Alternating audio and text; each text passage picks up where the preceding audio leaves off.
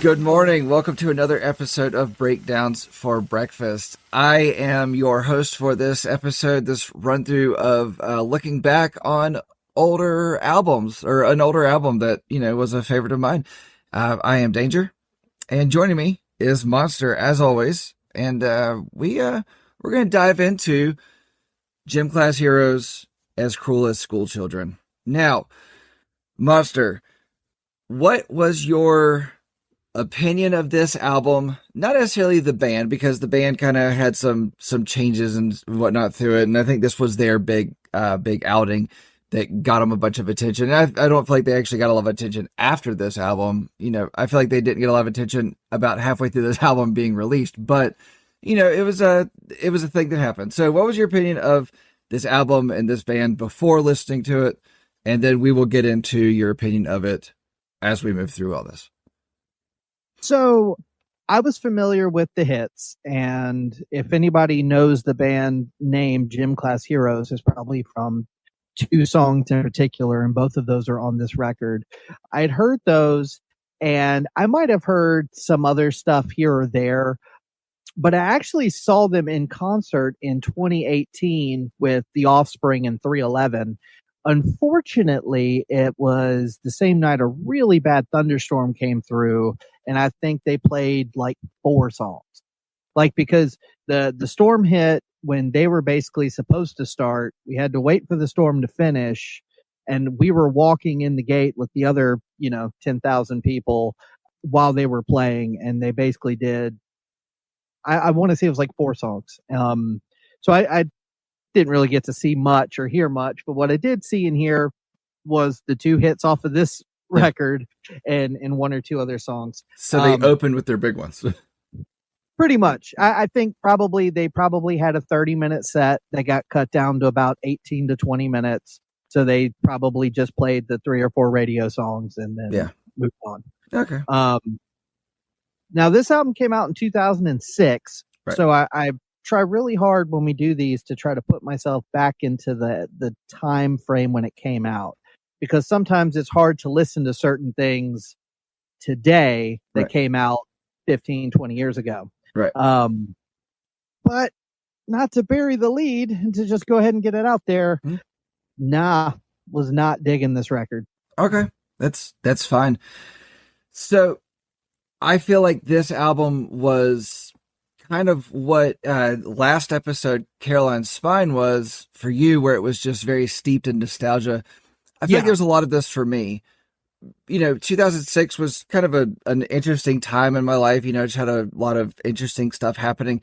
And I know I had said before in a conversation where I was supposed to see them, and they were actually on a bill for one of the Warped Tours that I went to. I went to like 4 or 5 years in a row of Warped Tours.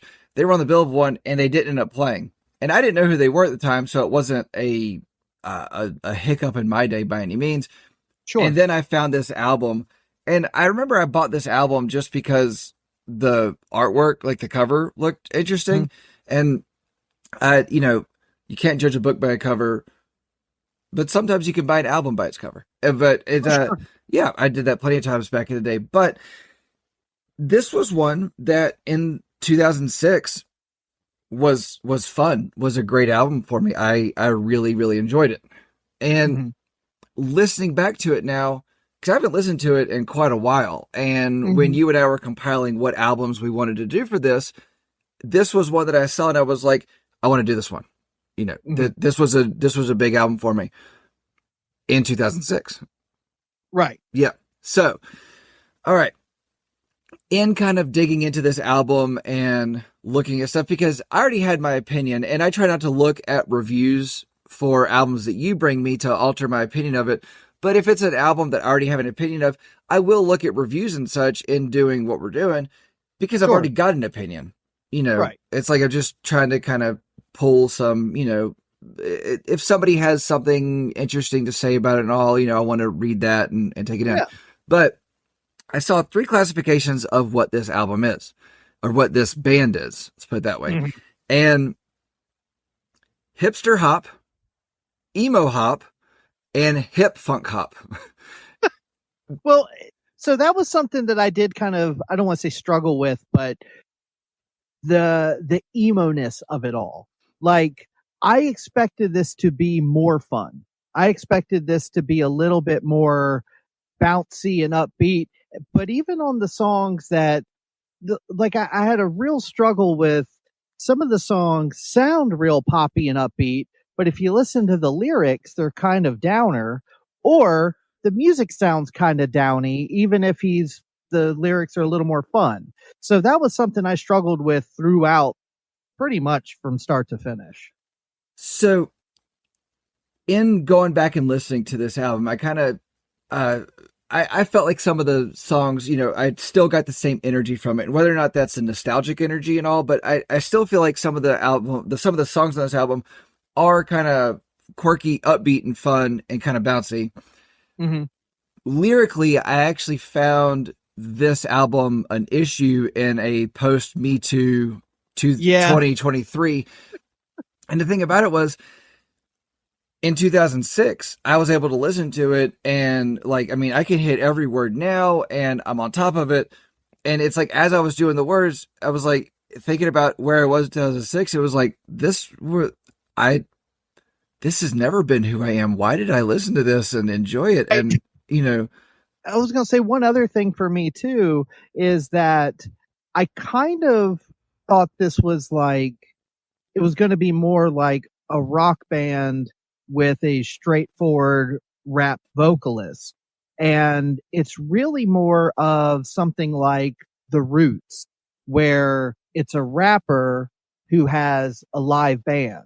Right. Because one of the things I was noticing is there's not a lot of dynamics. Whatever the vibe is at the start of the song is usually what carries throughout that song. That's fair.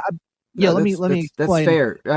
Each song, I kind of feel the same way, that whatever the beginning of the song is, the feel, maybe like a few seconds of, and actually the few seconds of the first track have a different feel than the rest of it. But the feel that gets established early on is what carries itself through. Now, I think each song has a different, funk about it, if you will, which actually funk is a big influence on the band.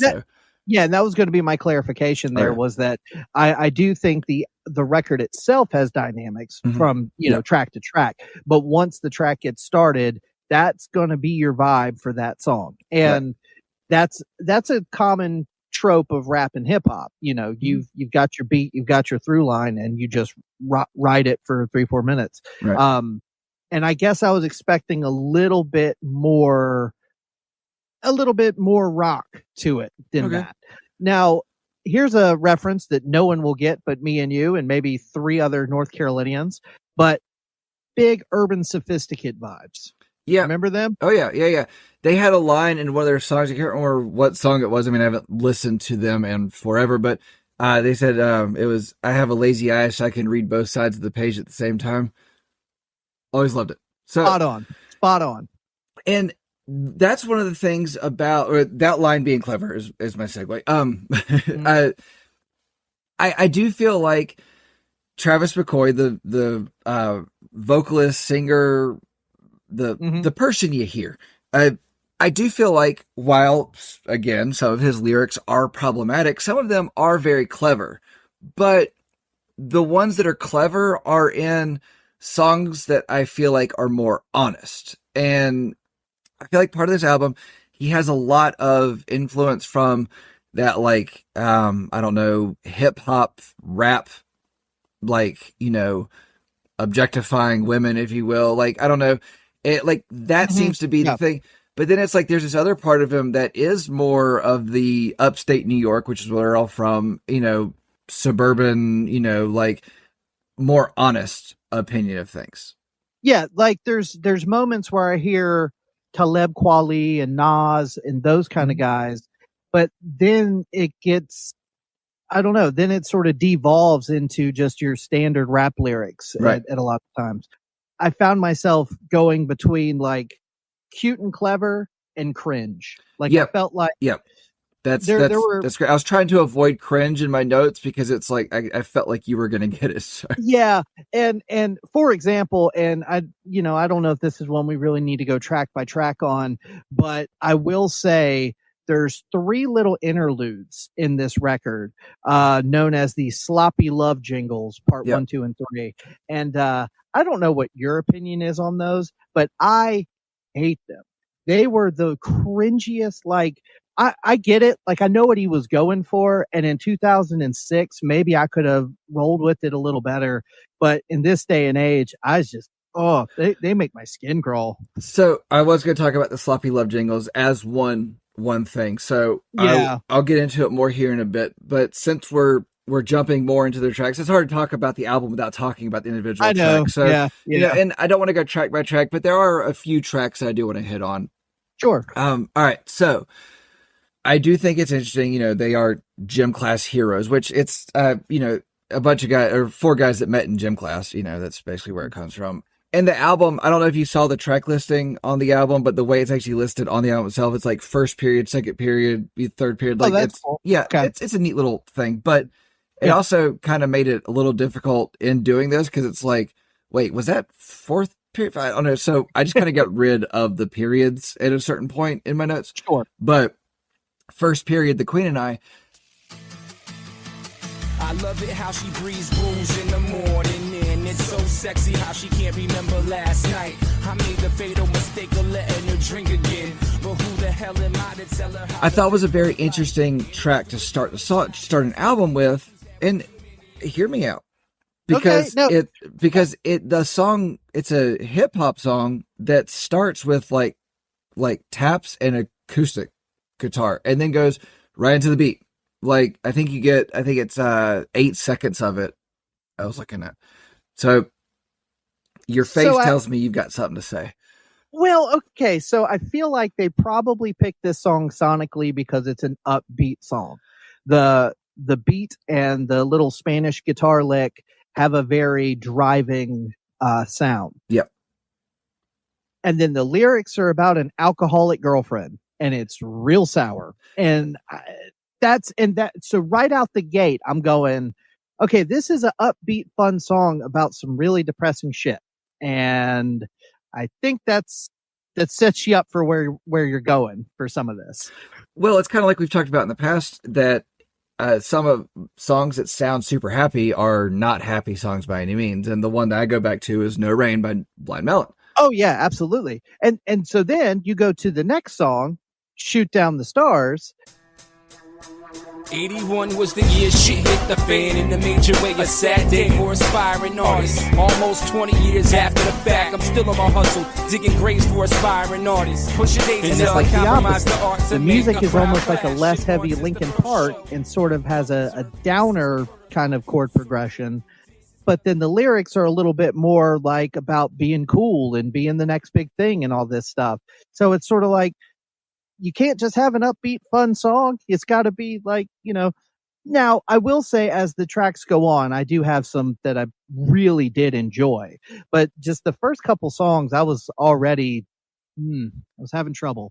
So okay, so I know what you mean by the juxtaposition of those two things and the lyrics to the music themselves. It's almost like if you were to swap the lyrics, like keep the rhythm for the words if you can. I haven't tried to match it, but I think it may have been able to work and all. But did you ever see the video for that first song?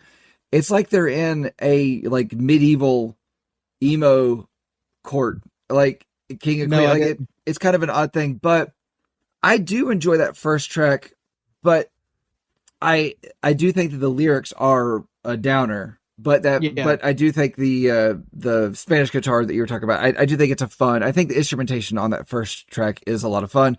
The second one, you're right, the chord progression's more down, but I like it as well. But I kind of feel like they were fine starters to the album. But then as the album goes on, it does pick up. Now, that second song was one that, you know, it was like, okay, I like it enough, but I don't feel like it needs to fit into this conversation. Didn't really do any notes on it. Just, it's a song that I like. Yeah. I wrote less heavy Linkin Park. That's all I wrote. Yeah, it's good. It's not great. I can listen to it. It makes a really good background track. Let's put it that way. It feels, put it this way. This is why I was scared. It feels like filler, and it's the second track. And that's what started to make me nervous. All right, that's fair. Now, with all that being said, track 3, New Friend Request.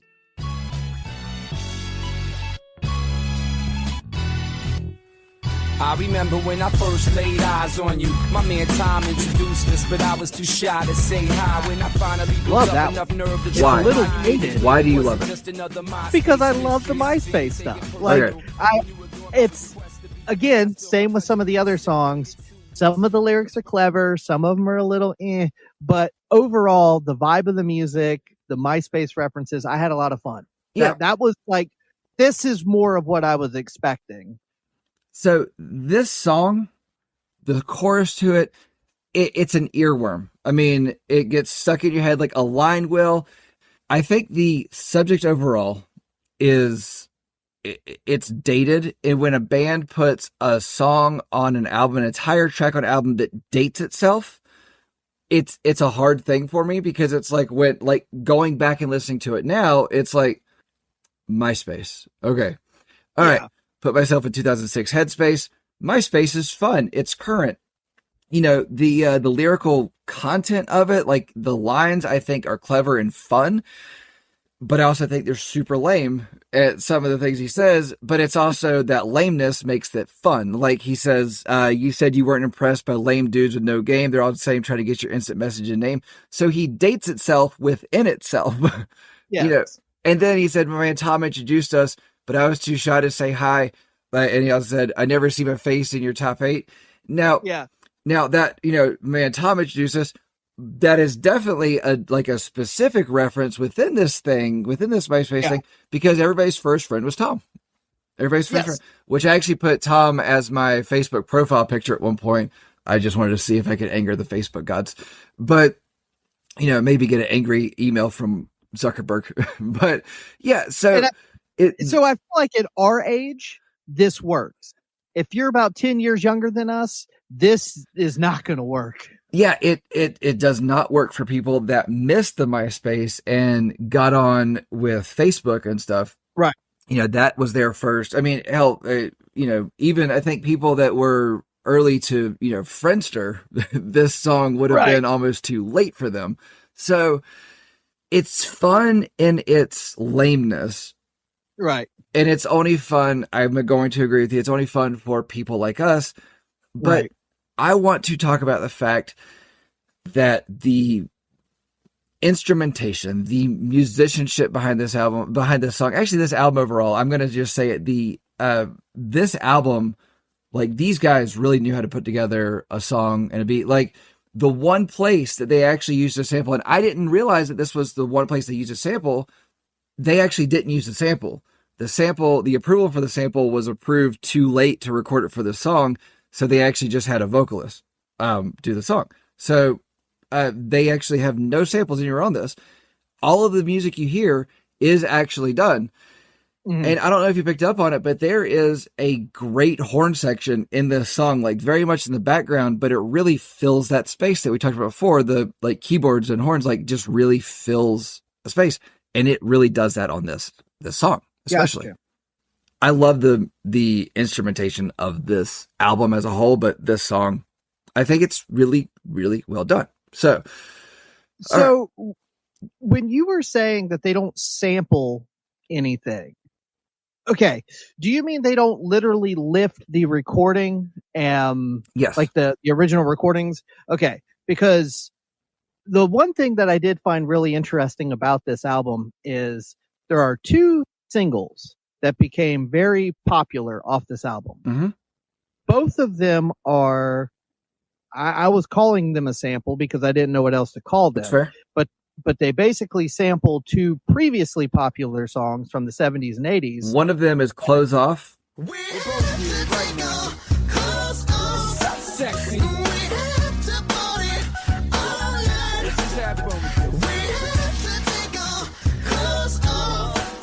Yeah. And both have Patrick Stump from Fall Out Boy singing on it. Wrong. They don't have both of them. And I'll explain. So, Okay. All right.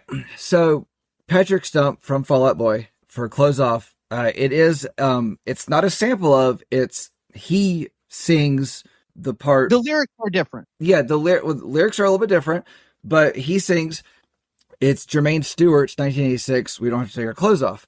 And so it's not a sample. He actually sings it, and they got approval to do that, since it is it's a sample of the song, but it's not the song. So they still had to get approval on it. So again, not a sample. Because of the little tweak of the lyrics, I would almost imagine the kind of like the parody law, because like Weird Al, for example, does not technically have to get permission, but he always does. Because the original is, we don't have to take our clothes off to have a good time. Yeah. And in this one, it's, we have to take our clothes off. I don't know if the parody law of it falls in there. Yeah. Yeah. But not sure if that actually applies to it. But again, not a sample, but a sampling of almost like the style, like of that specific thing. I don't know. I do know they had to get approval for it. Sure. But again, not a sample.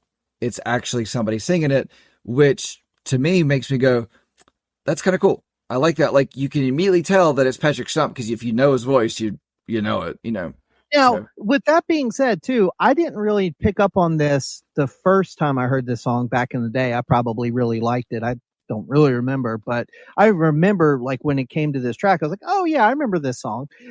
Does Patrick Stump's voice sound good to you? Like, does he sound like he's nailing it, or does it sound like he was kind of rushing through it and just the best, like, that's good enough? Okay, so here's my opinion on Patrick Stump overall. When I was younger, he was great. Now, at this age, at 37, he's very average at best. So he's too pitchy, in my opinion. He's kind of all over the map. Yeah, that's the word. Because when Cupid's Chokehold comes up later, I thought his voice on the hook was fine, but in this one, he sounds like, I don't know. Every subsequent listen, every time he sings that, we have to take her, like, I cringe. Like, it's like, I don't know why it gets me. And then Travis, right? That's Travis McCoy. Yeah. His verses don't do anything to help you with that cringing thing, because, like you said, this is very straightforward rap. I'm the coolest dude in the room. You love me. You want to bang me. And I remember this being a huge hit, and now I'm like, wow, okay. No, this is definitely one of those the things I was referencing. I was talking about, this album does not play well in a post Me Too 2023 world. No, the song's very obviously about macking on girls, and I mean, if they're gonna write a song that dates the album, I'm gonna use a word that dates my or is it macking? Yes, I was giggling when I wrote that in my notes earlier, but so this is one where I really feel like he was really trying to push the hipster hop, where you can really feel a lot of influence from like Ludacris and all in him, but then, he's got one of the biggest emo, vocalists of all time singing, a guest spot on this album.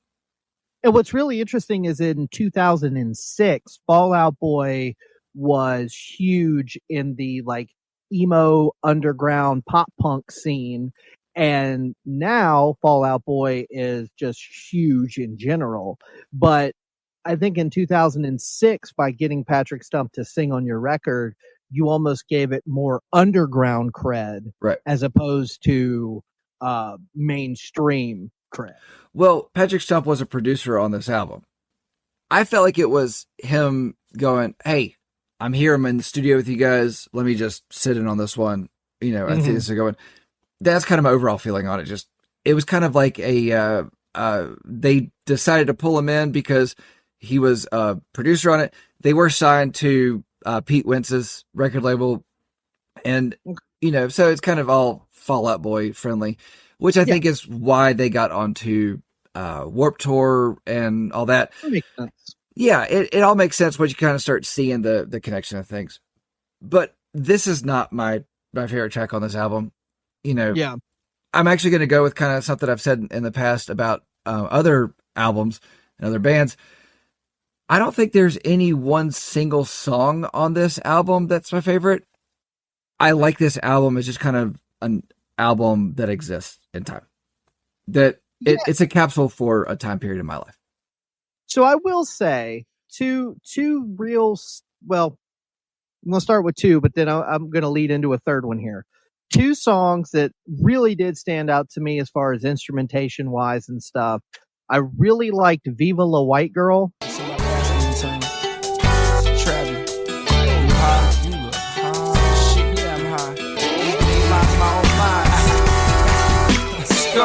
world is yours, so play the role, blow the dust off this record. And On My Own Time.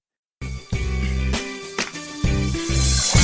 wish I could unzip my skin and take it off just to take a walk, but I can't. I felt like both of those sonically tried something a little different than just the standard emo hip hop vibe of some of the other songs.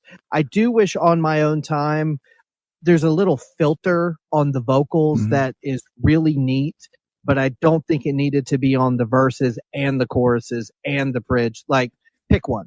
Since you talk about those, I do want to talk about those with Sloppy Love Jingle. Bartender! Yeah, I heard your wise ass. Give me a minute. Trying to get this round over here. What do you think? I'm just working for you here.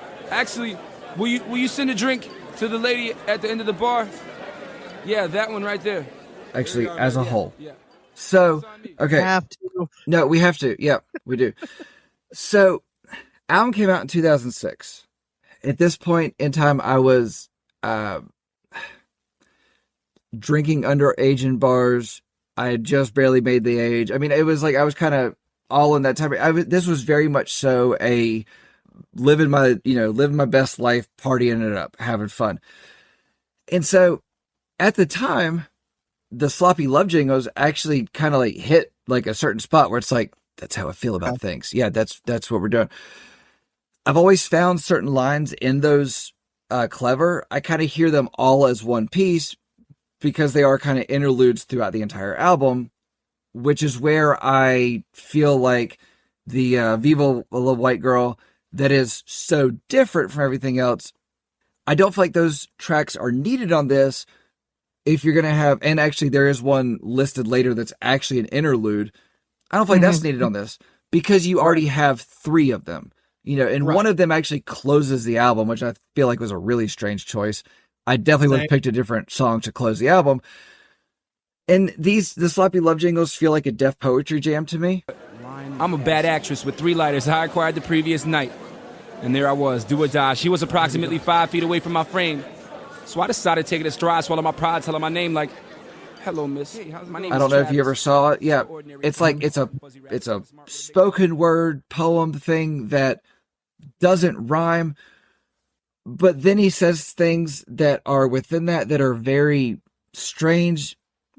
I mean, obviously the whole thing is about meeting a girl in a bar, Right.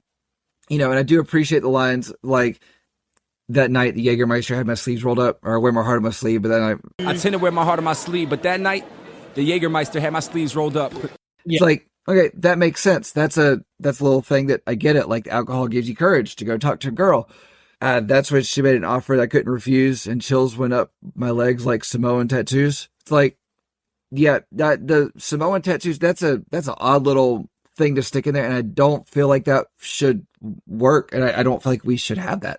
Time and time again, I think he thinks he's more clever than he really is. Agreed. And a couple of times, and I forgive me that I don't have an exact point to reference, but there's several moments on this album where he's got this rhythm going, and then he'll just stop and hit you with a word that doesn't rhyme with the rest of this, like the bars.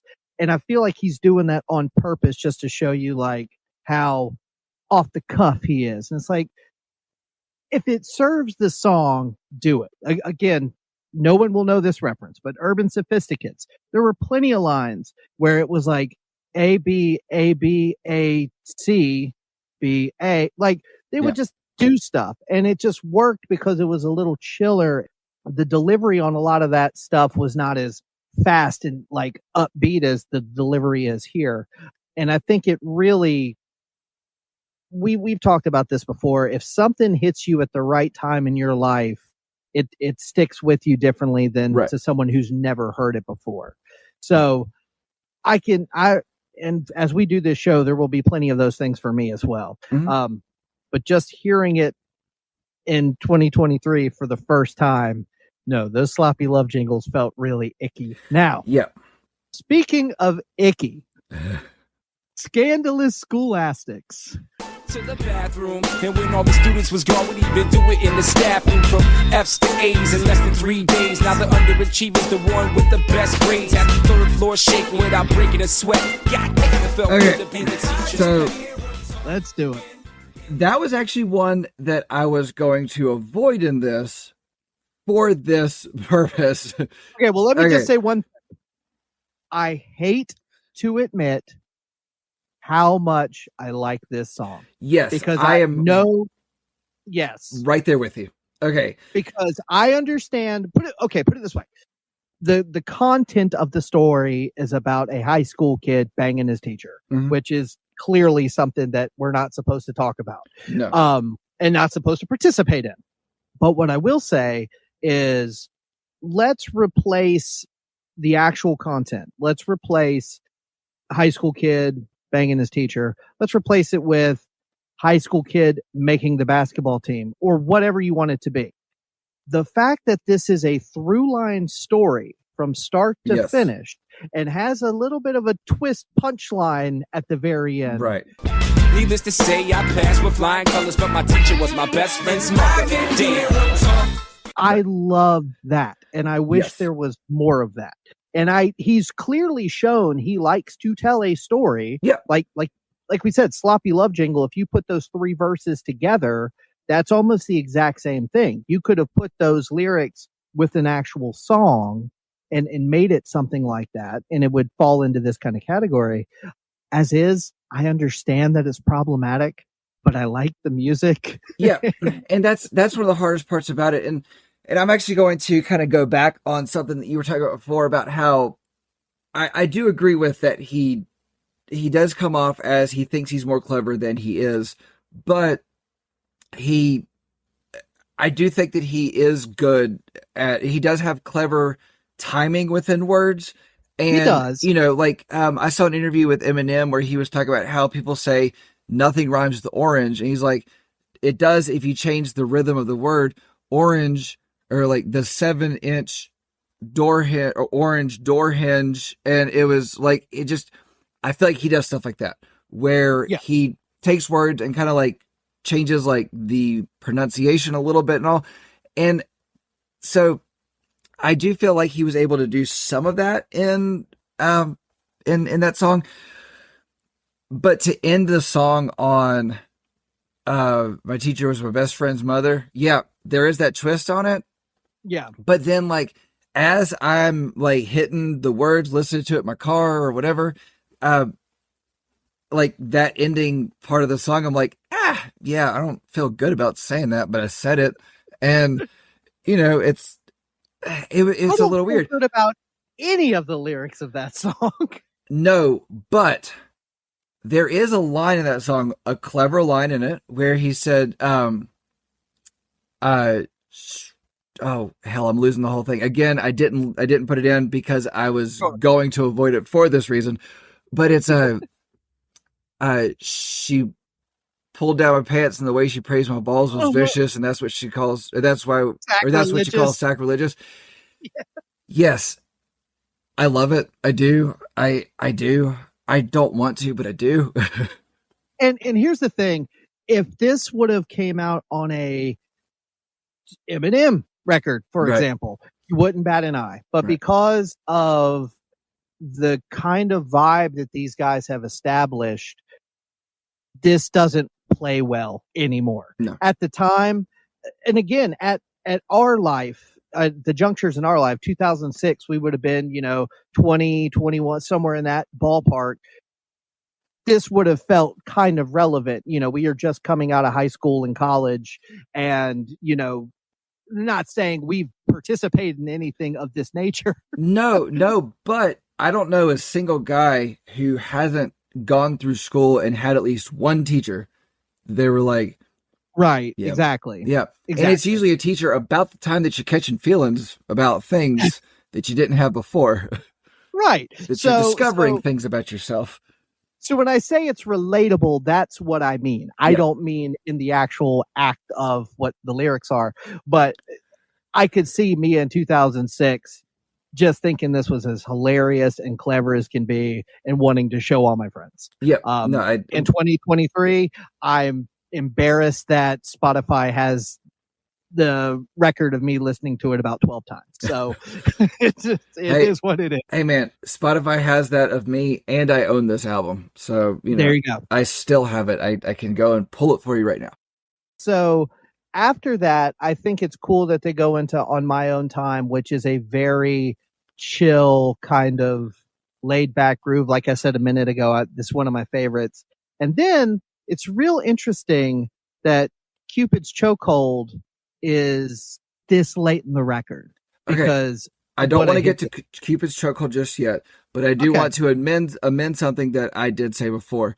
But On My Own Time and where was it? Viva La White Girl. Yeah. Those two songs are, I try to classify them, and this is one of the places where I was looking online to try to see if I could find the right word for it. And what I found them classified as is an emo slow jam. And I get that. And emo slow jams don't happen often, No, in the early days of emo, yes. Now, no. I was going to say, I think that's why those two stood out to me so much and I liked them so much. Yep. Matter of fact, I even heard a little bit of that 311 vibe on My Own Time. There's a chord progression that kind of goes from the verse to the choruses that's real jazzy and real smooth. And I like his vocal delivery. I like the singing, the straightforward singing. Like I said, the filter to me on his voice they could have played with that a little bit more, not just left it straight the whole time. But I like those two a lot. And I think emo slow jam is a good way to put it. Yeah. So, okay. I do want to go back and amend something I was saying before. So I do have this in my notes, and I was wrong in my thought process. So yes, Patrick Stump is later on, in two different places. It's 7 weeks where there's a different person. There's William Beckett from The Academy Is, who he went on, Travis McCoy went on to form Cobra Starship, put out one album, Snakes on a Plane soundtrack, which actually two of this songs from this album made it onto the the Snakes on a Plane soundtrack overall. So, okay. So 7 weeks is not a song that I particularly loved. My life is yellow lines, concrete and parliament butts, exhaust fumes and rest stops, we grind hard for the bucks. Load in, sound check, play show, load out, let's go, next city, oh great. But since you brought him up, I will say I did not know who William Beckett was. I do know who The Academy is. The Academy is. And it's a strange thing, yeah. But when I did like when he started to sing the hook though, because you know who he reminded me of? Who? Butch Walker from The Marvelous Three. When he gets the whole line out, it starts to lose it. But the very first couple of syllables, I was like, is that? I had to immediately stop what I was doing and check, because maybe we'll do a Marvelous 3 record one day. Maybe. Underrated. But anyway. Okay, I'm gonna say I love this song. This is one of my favorites on this album. And it's one of those that's only certain people are going to relate to it. As we've talked about, when bands put songs on albums about being a band, it really, I feel like, alienates a certain portion of the crowd, unless you're able to just kind of, suspend disbelief like you would for a sci-fi film and just listen to it. But, the load in, sound check, play show, load out, let's go, next city, oh great, day off, hangovers, hang-ups, dial backs, run in makeup, apologies and promises that nobody acknowledges. The boys and bands got it so damn bad, but we'll love it like the last cigarette we'll ever have. And that's the thing about it, is that when you're, on the road of doing, life on the road, it gets hard. It's taxing, but you love it. And so you keep doing it.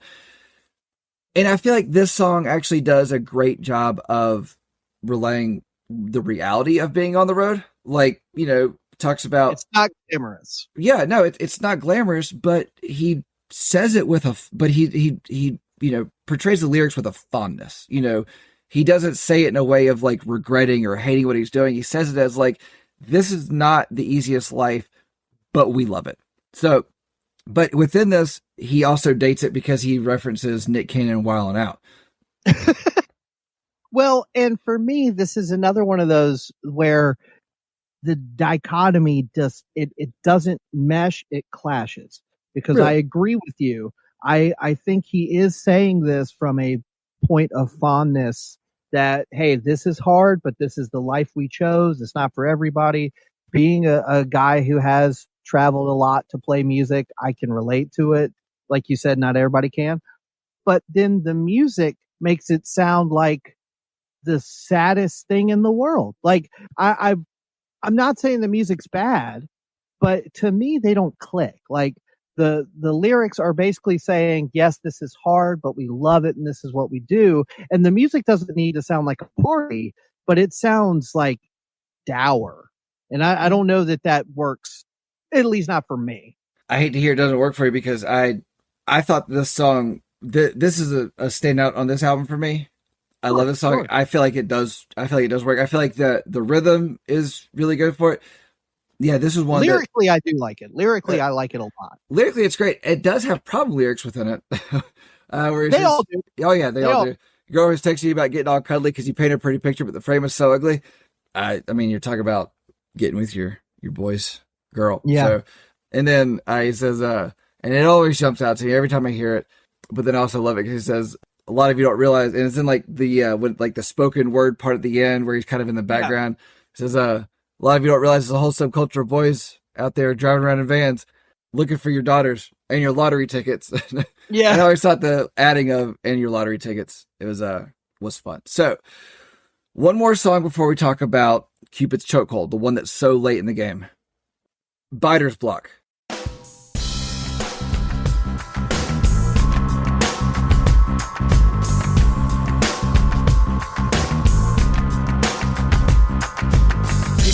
Now, Biter's Block I felt like was like the hardest song, like the hardest rap song on the album.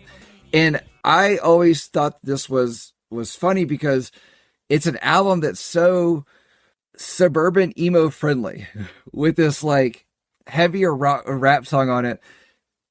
And I felt like this was them putting this on here as like, we're going to talk about this, you know, this part of music where people are fake and not doing what they're, you know, supposed to do or not doing what we think they should do.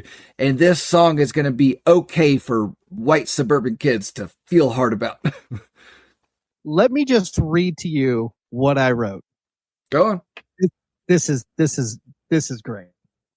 I wrote, "It's fine. Another middle of the road indie rap song. The lyrics sound biting and combative, but the music is so uninteresting that it doesn't come across as threatening as I think they are shooting for." Yeah, I'll agree with you on that. I could see in the right mindset it gets you hyped, but for me, I was just like, I like you said, I know what they're trying to do, but it don't quite land. Oh, in 2006, I was like, hell yeah, we're doing it. Yeah. And now I'm like, we did it. It's done. We're not doing that thing anymore. I gotta get groceries for the kids and make some hamburger helper tonight. We don't have time to fight off the haters. I gotta make dinner. It's like, I don't have time to care about if somebody's not doing the cool thing and being a poser, stupid. And look, I will deal with homeboy biting my style tomorrow. I gotta go to work. Yeah. It's 10:30. I gotta get some sleep. So, all right. Let's jump into Cupid's Chokehold.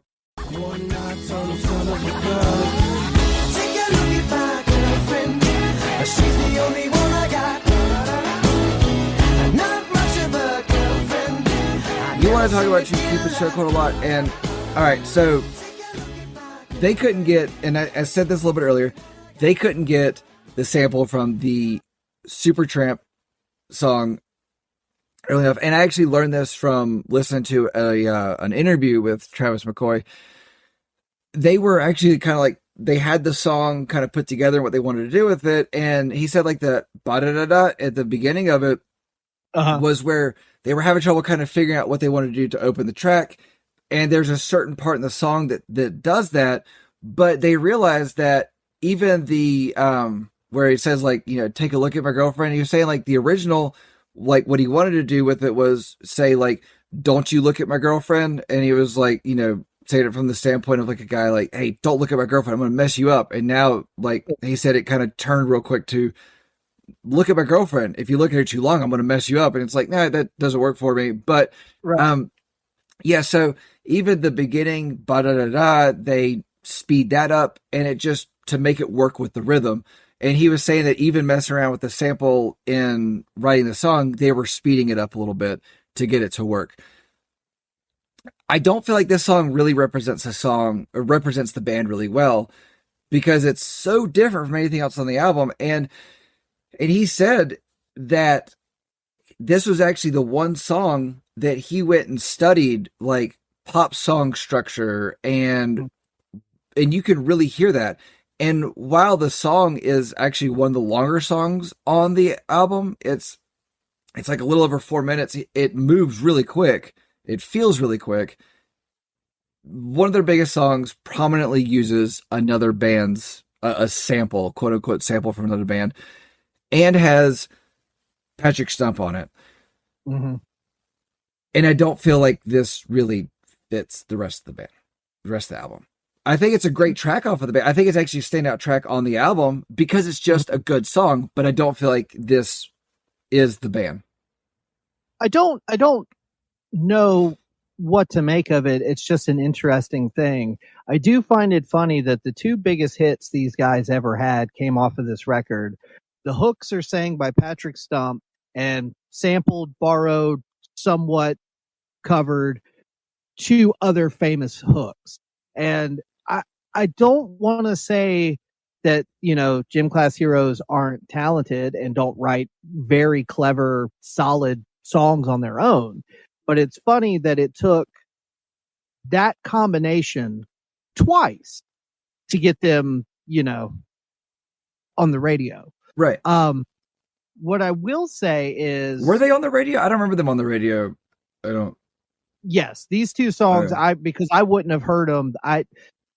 None of my friends were listening to this at this stage. We were either listening to the full blown emo stuff or the full blown rap rock new metal stuff. So I actually, and I just had this moment where you're talking about none of my friends were listening to it. I remember actually buying this album. I was living in an apartment with a buddy of mine who I went and bought, like we went to, I can't remember this, BBCDs. BBs. Yep. Oh, I love that place. Went there and I grabbed this and he got a Flyleaf album and a 30 Seconds to Mars album. And we listened to all of them, but it was like he grabbed those two. I grabbed this one. So yeah. Sorry. Moment in time, flash memory. Okay, we're good. Now, the one thing I was going to push back a little bit on you as far as this not sounding like the rest of the album, to me, it does the exact same thing a couple of these other songs do, where the lyrics are just funny and upbeat and talking about she makes me pancakes and Alka-Seltzer when my tummy aches. And then especially the bridge is like, if you listen to the notes and the chord progressions, it's like depressing sounding. Like if you listen to just the bridge of the song with no lyrics, you would assume it's about some kind of breakup or some kind of like, and a matter of fact, I think the first couple times I was re-listening to this, I was waiting for that to be like the third act of the song where they break up. But no, he's still complimenting about how she's the greatest thing in the whole world over the saddest sounding guitar lick. And the thing about it is, I got this, the same sort of thing that it's the breakup deal within it. And in the interview, I learned this actually is the breakup. And the thing is that it was just they just didn't work together. And Okay. yeah, it's so it is the breakup, but it's, he's still in the interview, I think he said like 15 years later, or whatever, he still talks very positive about her. And he says like she's one of the only people he's ever been with that got his music, got his band, Cool. they just didn't work together as a relationship. They worked together as friends. But, I do agree with you. The funny line about, she makes me pancakes, gets me Alka-Seltzer, my tummy aches. Yeah. I'm going to go back to, I do think he does have clever moments within his words. I think that when he tries to be clever is when he offends the Me Too movement. And when he's not trying to be clever is when he comes with the best stuff, so yeah. And I agree. And I think to me, this makes sense as a hit song. Like, I understand why this was popular and why people remembered this song. Like I said, the music and the lyrics combined feel a little disjointed to me, but overall, I get it. And Patrick Stump's voice on this one, I think, is much more on key, much more on pitch than Close. Agreed with you. So this being so late in the album, I mean, after this, it was just one more sloppy love jingle, and that was it. Ugh. So their biggest hit being like a closing track, in my opinion, the sloppy love jingle shouldn't have been at the end.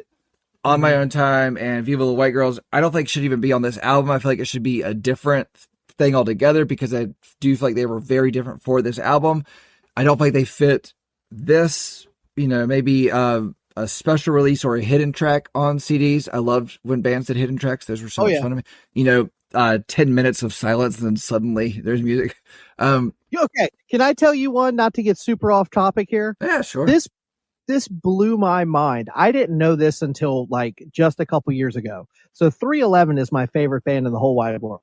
And their album Transistor is one of their most popular releases. Hidden track at the beginning of the album. So I've often seen, like, looking at stuff, it'll say Transistor intro, like on different things. When you put the album on, if you hit rewind on the first song, it'll go like negative minute or so. Right. And there's a little instrumental thing that leads into the record. Yep. Like, you don't do that anymore with streaming. Like, no. None of that can exist anymore. There's no secret. When you're listening to an album on Spotify and you see track 13 is 25 minutes long, something's up. Like, there was a band, I can't remember who it was. No, I do actually. Cody de Cambria. They had a secret track on one of their albums. I pulled it up on Spotify to listen to it, and it was like, I don't know, like 10 or 15 like 4-second tracks that were just there. Yeah. Oh yes. So another one, Korn, Follow the Leader. Yeah. So when I first bought that CD, I thought it was broken. I thought I had to take it back, because if you look on the back of the album, it says it starts on track 13. Right. Well, technically it does, because the first 12 are about 4 seconds long of nothing. Right. And I was like, what the shit is this? Like, I was so upset, and now I get it, but you don't have that kind of fun anymore with streaming. No. So, want to round out Cupid's Chokehold with the fact that the biggest hit off of the album was the closer for the album, because I don't feel like Sloppy Love Jingle was a closer. Sure. To me, it's kind of like when a band does a show and they either close their show with their big song, or they don't play it, but then they come back out for the encore that everybody knows they're going to come back out for, and they play their big song. That's what it felt like to me. And I wouldn't have got that. Actually, I didn't get that in 2006. I got that in 2023 upon reflection of it. And, cool. Good for them. Save their big one to the last and, and put it in, and good stuff. It was fun. It's a fun track, but I don't think it represents the band very well. Yeah, I get that.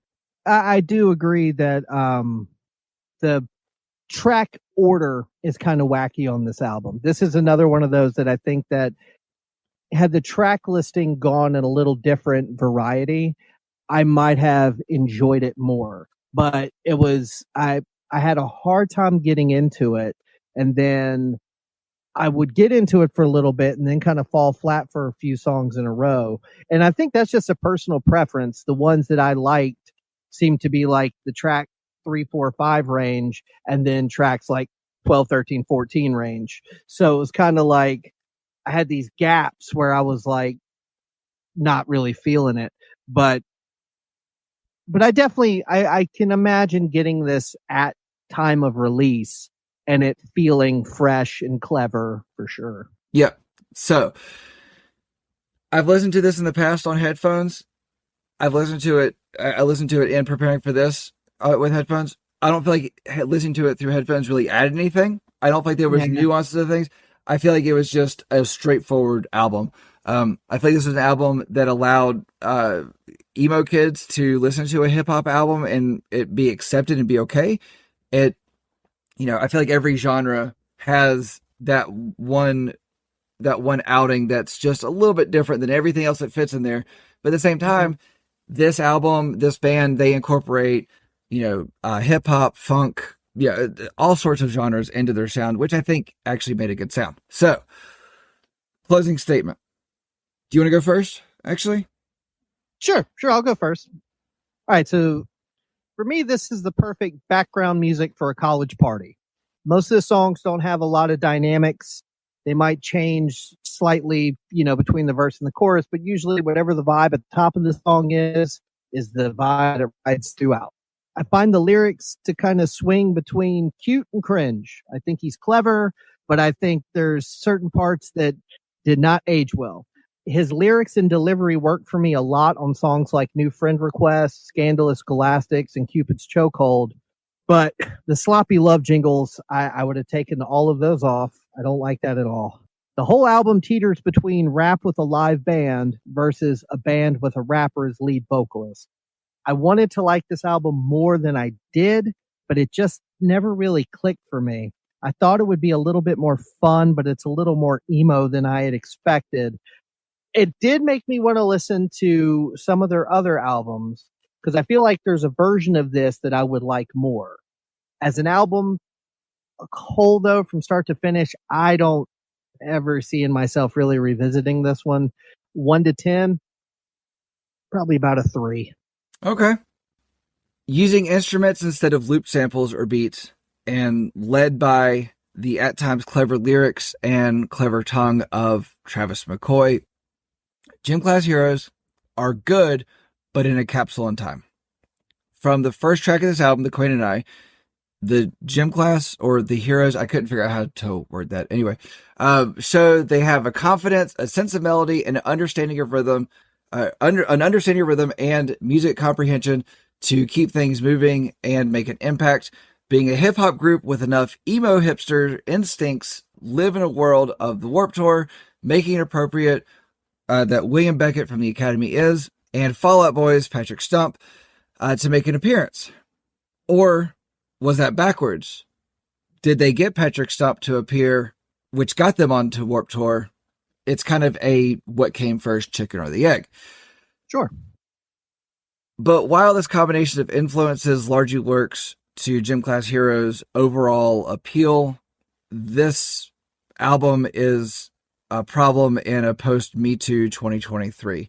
The album dates itself with a song based on MySpace relationships and a Nick Cannon reference. So if you're prepared to listen to this album with often witty lyrics on VHS and ignore more problematic parts, it could be a good time. At the same time, As Cruel as School Children could not be much more than a perfect hangout record for summer 2006, which I think is part of the reason why I like this album as much as I do. I give this album a 7.8. Wow. Okay. I don't think it's an 8, but I don't think it's less of that, and I think a lot of it is because of the nostalgia that this album holds for me. Sure. You know, I gave Caroline Spine an 8. I gave that album a 4. Right. So yeah. I think you're exactly right. I think you and I have the exact same emotions for those two albums, and yeah. So that makes sense. yeah, it does. So nostalgia can dictate music preferences. Yeah. True. So, all right. What album are we listening to next week? What album are we discussing next week and listening to this week? Yes. We will be discussing Issue's last album that they probably will ever do, called Beautiful Oblivion. I won't share any opinions. And I won't either. Yeah. But I'm just really looking forward to talking about it.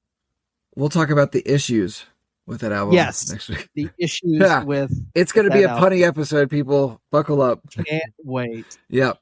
So, all right. Good morning. Thank you for listening to this episode of Breakdowns for Breakfast.